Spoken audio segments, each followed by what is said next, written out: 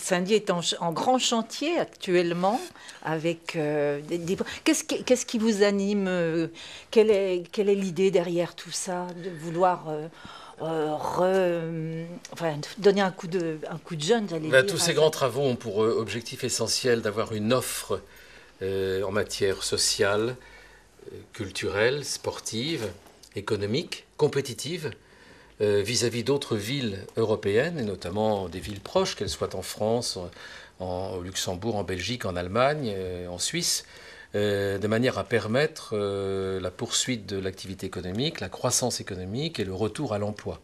Donc on sait qu'on a un gros pari, c'est qu'on a beaucoup de chômage, et le gros pari, c'est de permettre le retour d'entreprises, notamment de PME, PMI. Elles ne viendront que si autour d'elles, il y a des équipements collectifs capables d'attirer les gens. Des cadres, des ingénieurs, des techniciens, des ouvriers.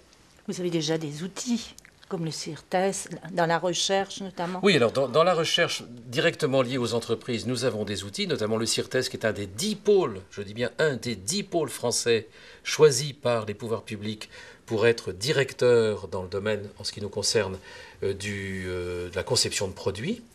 Un des 10 pôles en France, dont un est à Saint-Dié-des-Vosges, c'est considérable. Il n'y en a pas deux en Lorraine, il n'y en a qu'un, c'est nous.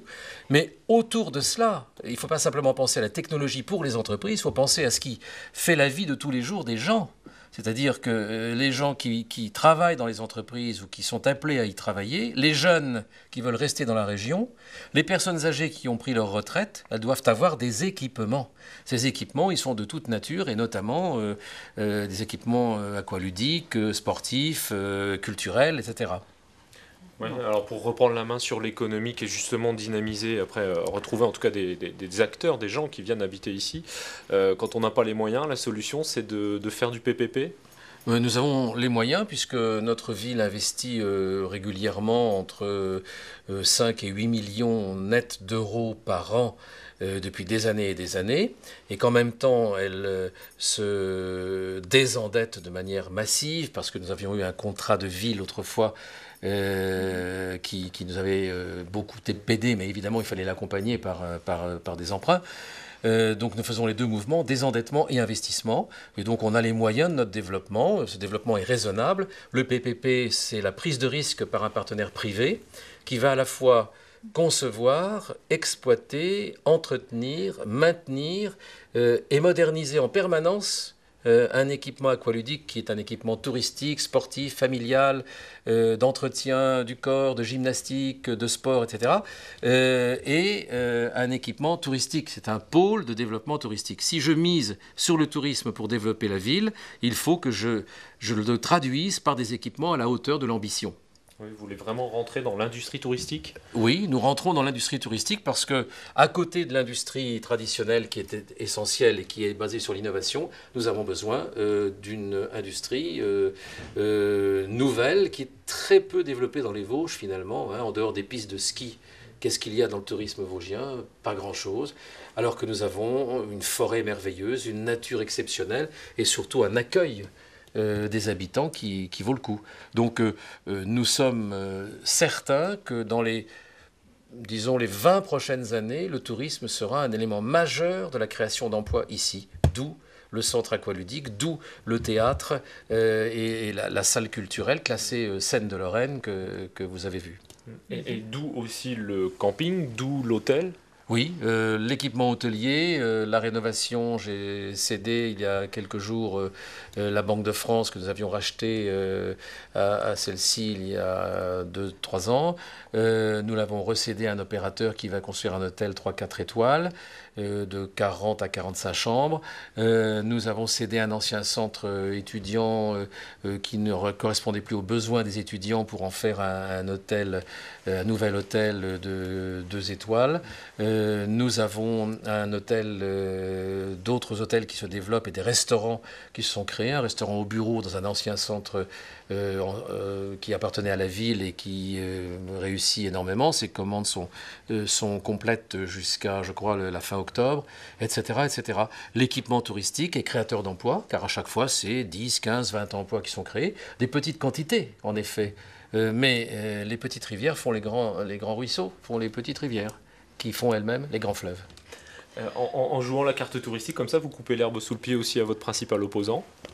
Mon opposant n'est pas ma principale préoccupation. Moi, ce qui est ma préoccupation, c'est de faire quelque chose d'utile pour la ville de Saint-Dié-des-Vosges. Vous savez, je suis élu ici depuis quelques années ma réélection n'est pas mon horizon. Ce qui est mon horizon, c'est d'essayer de faire bien pour cette ville qui est à la croisée des chemins. C'est une ville industrielle traditionnelle depuis 1750, avec des vagues successives d'industrialisation, puis de désindustrialisation, puis de délocalisation. Ça a été le textile, l'habillement, l'automobile, la plasturgie, la métallurgie, la papeterie. Aujourd'hui, tout cela est en crise. Il faut sauver ce qui peut être sauvé, d'abord, et ensuite installer de l'innovation avec de nouvelles entreprises, de nouveaux types de produits, de nouveaux types de services. Alors peut-être une question très politique, justement, sur 2012, puisque vous parlez d'industrialisation. Le président veut la réindustrialisation. Vous, comment vous voyez les choses? Quel regard vous portez sur les propositions qui ont été amenées? On vient de l'apprendre, la TVA va augmenter sans doute à 21%, il va l'annoncer apparemment demain. Qu'est-ce qui pourrait être fait? Quel regard vous portez là-dessus? Ce qui peut être fait, c'est ce que propose François Hollande, dont j'espère qu'il sera le futur président de la République, c'est créer une banque de développement des PME, PMI, qui soit régionalisée, c'est-à-dire au plus près des problèmes des régions.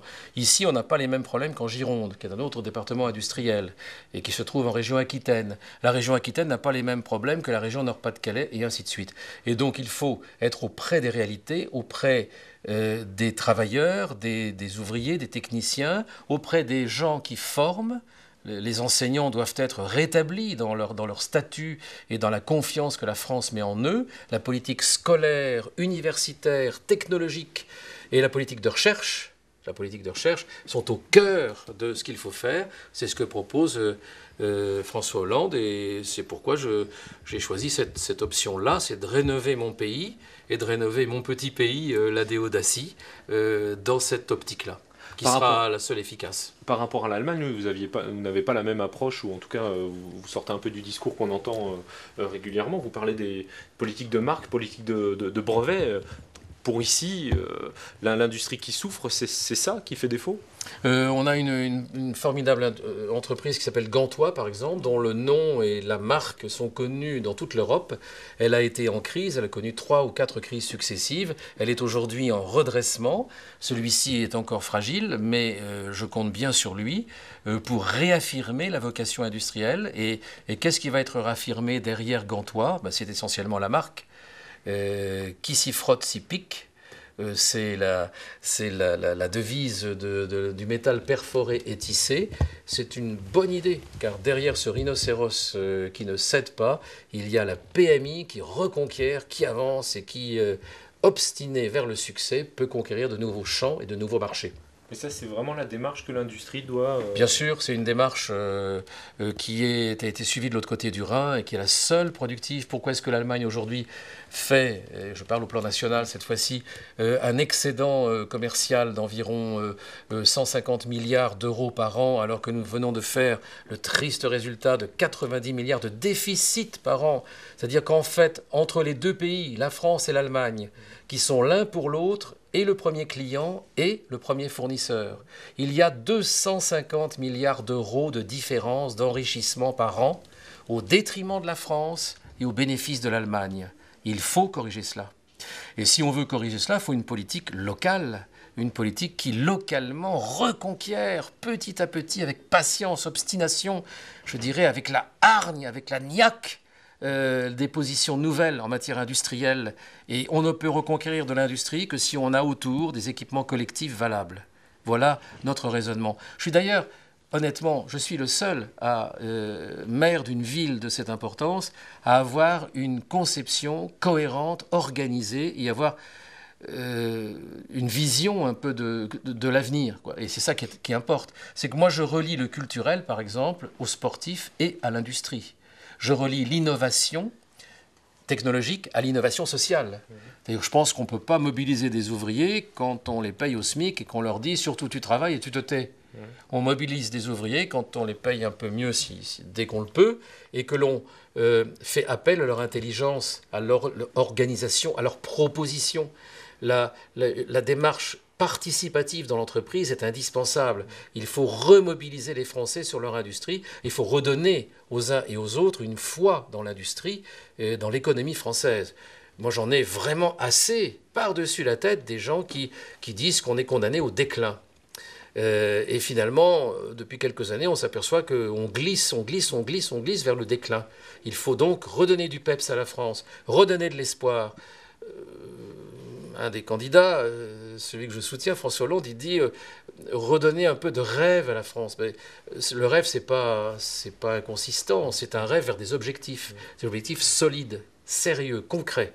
Et ça, j'y crois vraiment. Et puis alors, moi, je commence par mon petit bout de terre qui est ici, avec tous les déodaciennes et déodaciens, on va faire quelque chose. Et si on y croit, on peut réussir.